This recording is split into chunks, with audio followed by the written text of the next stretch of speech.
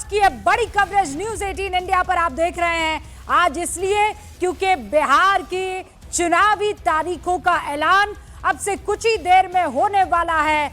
अभी चुनाव आयोग की तरफ से प्रेस कॉन्फ्रेंस होगी और उसके बाद यह ऐलान किया जाएगा कि कौन सी तारीख को चुनाव होने हैं बिहार की सरजमी पर और ये कितने फेजेस में होने वाले हैं। ये देखिए, पिछले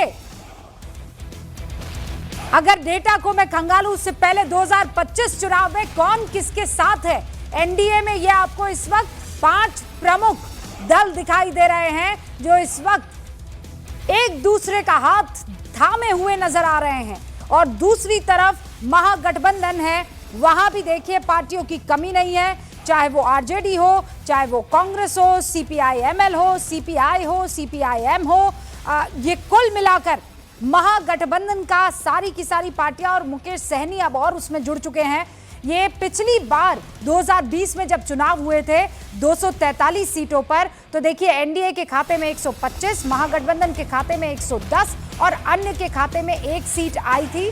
लेकिन इस बार क्या रहता है वोटर का झुकाव, ये जानना बहुत दिलचस्प है, क्योंकि एक नया एंगल भी आ चुका है, एक नया कोण भी आ चुका है और उस नए कोण का नाम है पीके, प्रशांत किशोर।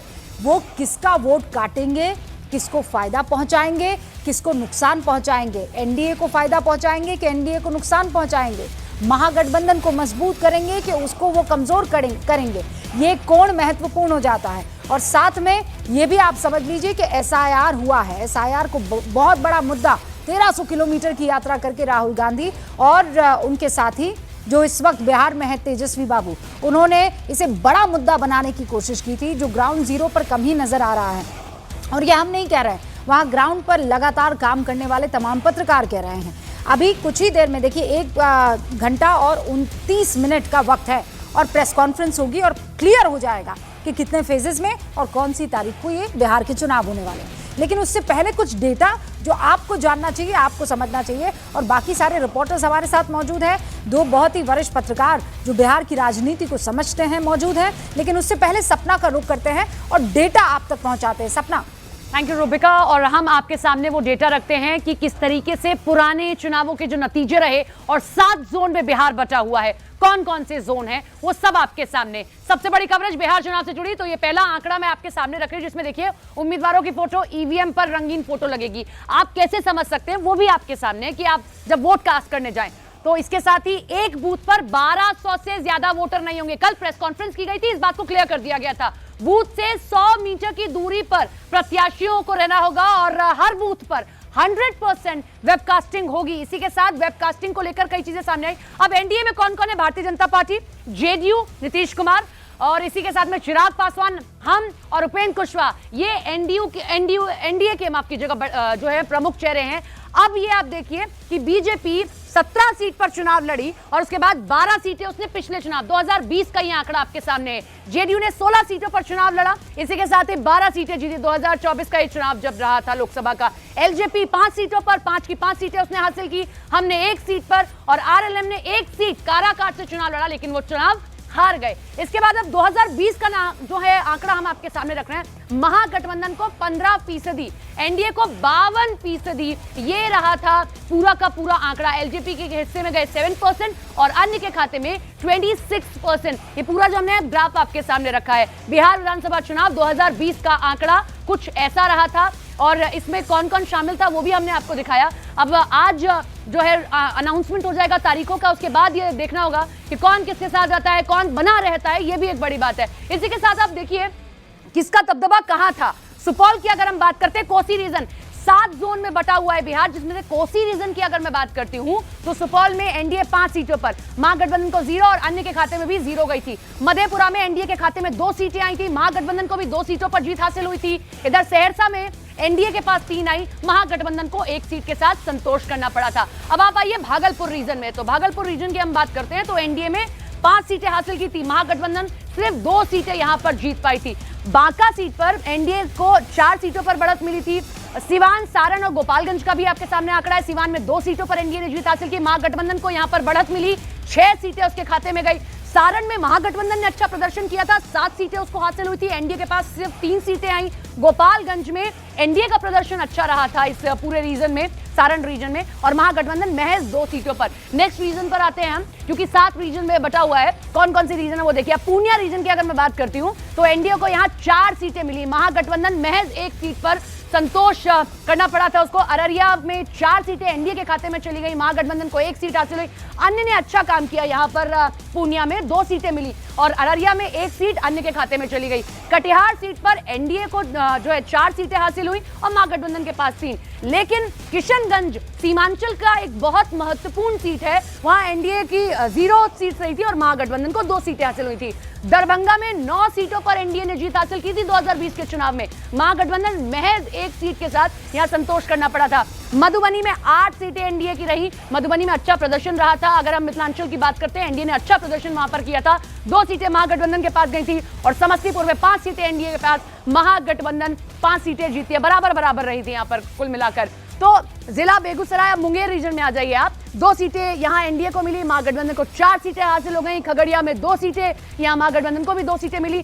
अन्य ने बेगूसराय में 1 सीट जरूर हासिल की थी। लखीसराय में 1 सीट एनडीए के पास और 1 सीट महागठबंधन, बराबर का मुकाबला रहा था। जमुई में 3 सीटें एनडीए के पास, महागठबंधन कुल मिलाकर जिसने अभी आपको देखा उसका क्रैश कोर्स हो गया है। बिहार चुनाव को लेकर, ये लोकसभा की बात हो या विधानसभा की बात हो, बिहार में किसने कितनी सीटें जीती, किस जाति के वोट किसे कितने पड़े थे, वो सब आपने देख लिए। 7 अलग अलग रीजन थे और उन 7 अलग अलग रीजन में कहां कौन भारी रहा। देखिए ये बात तो एकदम क्लियर है, जो पहले चरण में चुनाव हुआ था ना, वो शाहबाद और मगध रीजन, संजय जी, वहां पर एनडीए ने बहुत खराब प्रदर्शन किया था। मतलब सबसे ज्यादा सीटें भी वहीं से आती हैं, लेकिन बहुत अच्छा प्रदर्शन उसका नहीं रहा था। और इस बार भी मतलब मगध की 47 सीटें हैं और शाहबाद की 22 सीटें हैं और एनडीए को मगध में 47 में से 17 सीटें मिली थी और शाहबाद में 22 सीटों में से 2 सीटें ही हासिल कर पाई थी। महागठबंधन यहाँ पर एकदम मतलब बढ़िया फाइट दी थी उसने। एक महागठबंधन का देखिए अपना एक सपोर्ट बेस है, जो मुझे लगता है कि कई बार जब हम एलाइज की बात करते हैं, सपोर्ट बेस मतलब आप वोट बैंक की बात कर रहे हैं? वोट बैंक की, हाँ। यादव और मुस्लिम और उसके एमवाई के साथ बाकी और कुछ इंक्रीमेंटल आता है। दूसरी चीज़ ये है कि बहुत सारे समय में जब हम एलाइज की बात करते हैं तो कई सारे एलाइज जो हैं जो एक्चुअली बहुत हाइप्ड होते हैं और वोट के टर्म्स में ज़्यादा काम नहीं करते असेंबली इलेक्शन में। जैसे अगर आप देखेंगी, हम बीजेपी के लिए कितना इंक्रीमेंटल फायदा किया है वो मेरे ख्याल में वो एक क्वेश्चनेबल है। ठीक है। उपेंद्र कुशवाहा की पार्टी ने बीजेपी को कितना लाभ पहुंचाया है वो मेरे ख्याल में एक छोटा पॉकेट आता है, लेकिन जितना हाइप है, सन ऑफ मल्ला मुकेश साहनी जो मतलब इतना हाइप के साथ हो गए, उनको तमाम तरह की सुविधाएं मिली, बाकी चीज़ है, और जितना शोशाबाजी है, मुझे लगता है कि उसके हिसाब से ग्राउंड में जो रियलिटी है वो ट्रांसलेट नहीं होती। उसी तरह से अगर आप देखिएगा कि महागठबंधन ने अपने साथ कांग्रेस को पिछले बार 70 सीटें दे दी। अब 70 सीटें कांग्रेस की क्या विसात है कि, लेकिन था कोई किसी तरह का एग्रीमेंट कि 100 उनका 100 उनका 100 लालू जी का। इस बार भी तो यही देखने को मिलेगा ना, मतलब वो जरूर कह रही है कांग्रेस की तरफ से। हालांकि देखिए अभी अरुण कह रहे थे कि सबसे ज्यादा नुकसान अगर किसी को होगा जब सीट बंटवारे की बात आएगी तो 2 बड़े लोग हैं। 2 बड़े कौन हुए? कांग्रेस और आरजेडी। उनको अपनी सीटें देनी पड़ेगी, जिनको आप कह रहे हैं कि इनके रहने से क्या इंक्रीमेंटल ग्रोथ हुई है। उधर कन्हैया जी भी हमारे साथ। कन्हैया जी बस मैं छोटा सा ब्रेक लेना चाह रही हूँ। उससे पहले कन्हैया जी मेरे ख्याल से 40 सेकंड में अगर आप बता पाए, ये मैं मगध और शाहबाद की जो बात कर रही थी, जनसुराज वहीं से तो है, मतलब दैट्स दी बेल्ट जहां से आ रहे हैं प्रशांत किशोर। क्या किसी तरह का कोई बड़ा बदलाव आप देख रहे हैं उनके आने से? थर्ड फोर्स तो बन ही गए हैं, थर्ड फोर्स तो बन गए हैं। ऑफ कोर्स डायरेक्ट फाइट है, लेकिन थर्ड फोर्स तो ये है, केवल मगध और शाहबाद में नहीं है, ये आपको जो है चंपारण में भी, क्योंकि इन्होंने यात्रा शुरू की थी चंपारण से, तो चंपारण में भी काफी मजबूत है, मिथिला में भी है। एक चीज हम आपको करेक्ट कर दें, हाँ। पता नहीं फैक्चुअल कुछ सवेरे भी मैं था देख रहा हूँ कि बोल रहे हैं कि ये मुकेश साहनी को 13 सीटें दी गई थी, 13 सीटें दी गई थी उनको, चूंकि 11 सीट मिली थी। 122 सीट नीतीश जी लिए थे, 121 लिए थे बीजेपी। नीतीश कुमार ने अपने से 7 सीट दे दिया था मांझी जी को और भाजपा ने दे दिया था 11 सीट। 110 पर ये लड़े थे और 15 पर वो लड़े थे। इस करेक्शन सुना के मैं सुन रहा था सुबह वाला में 13 हाँ 13 नहीं, आप कह रहे हैं 11 है ना? 11 हाँ जी जी 11। मुकेश सैनी को 11 सीटें दी गई थी। अच्छा मैं बस अब कुछ देर के लिए रुक रही हूँ। मुझे ये बताया जा रहा है कि अमिताभ जी भी हमारे साथ न्यूज रूम से जुड़ चुके हैं। जरा और डिटेल में समझेंगे कि अब बिसात जो बिछी है वो बिसात किसके लिए बहुत चैलेंजिंग है और किसके लिए केक वॉक है, या फिर राजनीति में कोई केक वॉक नहीं होती है।